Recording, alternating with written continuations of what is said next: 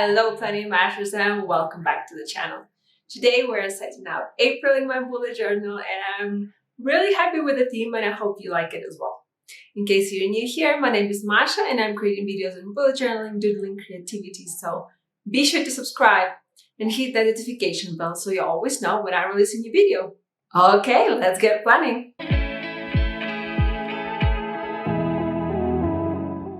Okay, so for the supplies, I'm using my square journal and I have a bunch of pens here. Mostly these are Tombow dual brush pens and I have a few calligraphs there as well.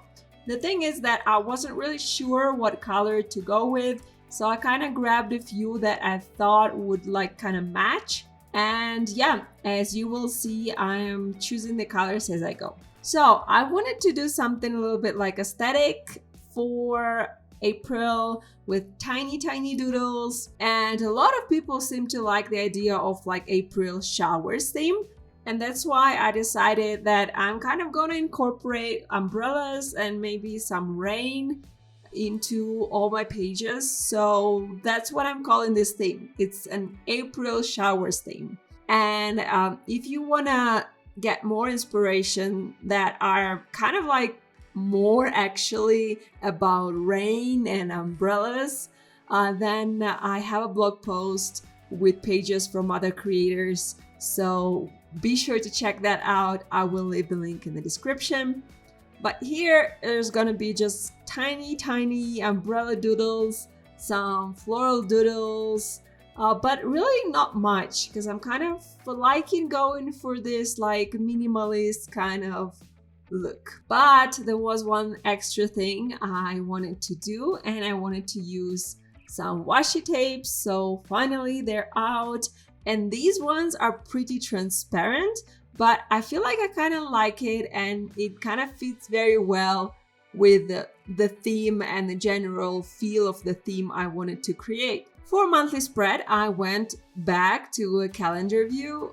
It's just the best. What can I say? I always come back to it, and honestly I just had a special idea on how I wanted to do it, with colors and shades, and it just wouldn't work if I use any other type of format.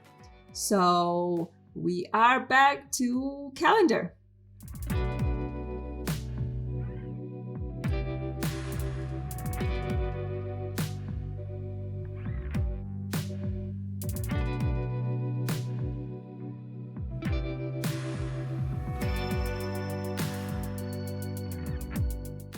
And probably you've seen, but I actually made a mistake there and I used my favorite trick, aka white gel pen, or in this case I actually use a white acrylograph pen to fix it. And another thing I realized while setting up my April is that my future log was until March. So I probably should have included a new future log before April, but I totally blanked out on that. So I don't know, there's still space, so I might add it, or maybe I'll just add a new future log before I am going to set up my May.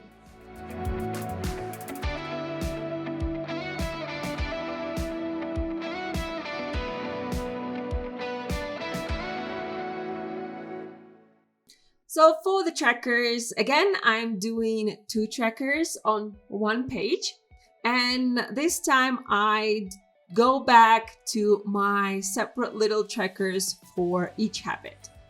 It wasn't by choice. I actually really like having all the habits in one horizontal tracker like I've been having for the last few months. But I just had a special design in mind, and it just worked best with separate trackers. So here we are.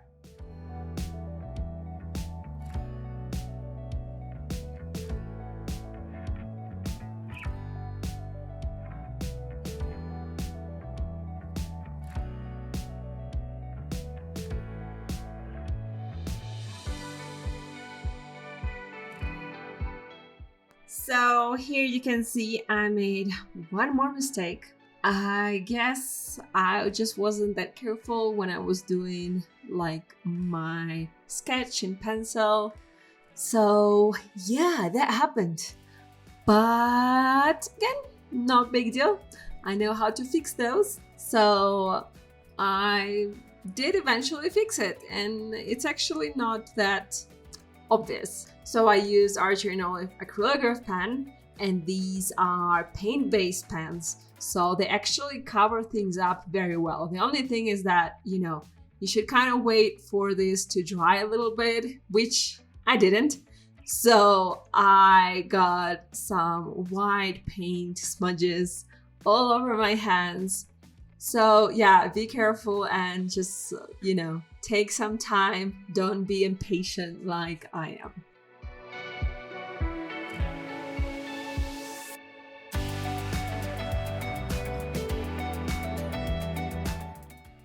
And of course, I had to add some washi tape. And that's the moment when I realized that I haven't actually drew anything for my moon tracker. So I have that space there where the moon tracker is supposed to be, but I have no idea what to do with it. And I was thinking that, if I'm doing the rain theme, kind of maybe teardrops or raindrops, right?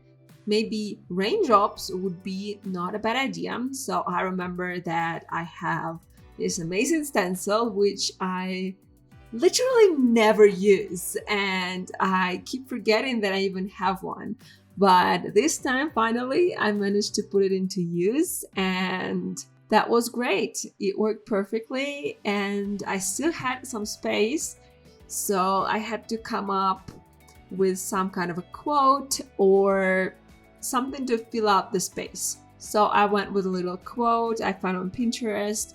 It took a while to kind of, figure out what's the quote and what's going to fit with the type of the letters I'm using, because this font is kind of very bulky. So I didn't have a lot of space and my first quote didn't fit, but eventually I managed to make it work, and well, here we are. That's why I'm always doing all my quotes in pencil first, just to make sure that everything fits, everything's centered, and no mistakes are made, even though I still make plenty of mistakes, but that's just the way it is, that's just life. So I wanted to kind of add some washi tape there because it really felt like a lot of empty space, but washi tape was way too thick for it. So I just drew a line, and then I realized I didn't really like this color. So I went over it with a different color, and well, that way I kind of like calmed down and I'm happy with it. But here's our next spread, and this one is for Patreon monthly doodling challenge. So I'm sure by now you already know that I have a Patreon, and on my Patreon we are hosting monthly doodling challenge. So for last several months I've been adding a doodling page to all my setups to make sure that I keep up with the challenge and have all the fun. That's the spread, and if you want to join the challenge or support Masha plans and get tons of the rewards, we have a lot of different things I create for my patrons every month. So I'll be happy to see you among them. The link will be in the description if you want to check it out and join. And of course, I want to shout out to everyone who already is in our Patreon family. You guys are amazing. Your support means so much, and it just makes me so happy when I see that you guys are using the stickers and the printables and other materials that I'm creating, that you are participating in the challenge. It just makes me smile every time. So really, thank you for that.